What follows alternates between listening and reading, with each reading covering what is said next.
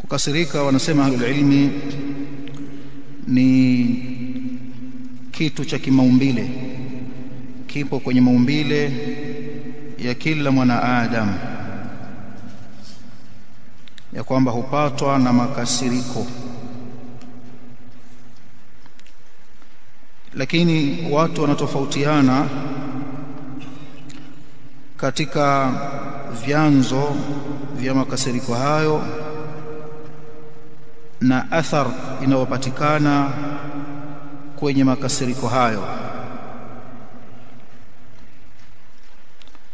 Kuna wengine makasiriko yao huwapa saada, huwapa thawabu, na wengine makasiriko yao huwapa iqabu, kwa maana ya adhabu.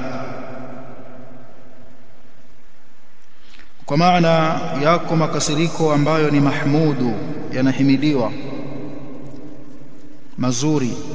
Amekasirika mahala fulani, amekasirishwa na nini? Yako makasiriko ambayo ni mahmud, yanahimidiwa kisharia, na yako makasiriko ambayo ni madhmum, yanazungumzwa kwa ubaya katika sharia, madhmum.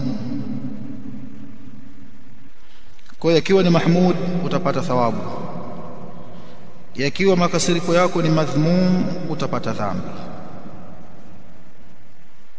Yule ambaye kughadhibika kwake kumtokamana na haki hana hatia huyo, na ghadhabu yake ikawa haimpelekei kunako yale ambayo yatamfisidi dini yake na yatamfisidi dunia yake, ghadhabu yake ni ghadhabu mahmud. Na yule ambaye anaghadhibika kwenye batil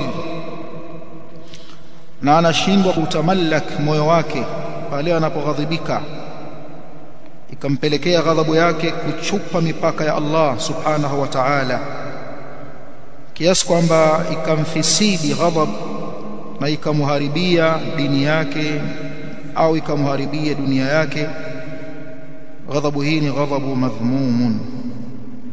Mfano, mtu kughadhibika